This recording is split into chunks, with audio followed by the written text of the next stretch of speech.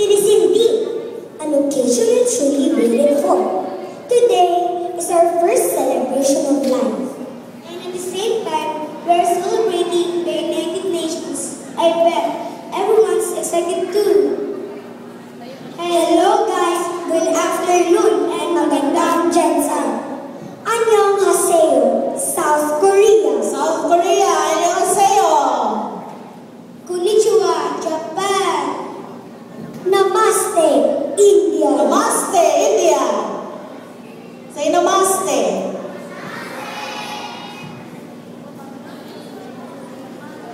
And hello, Philippines. Mabuhay, Philippines.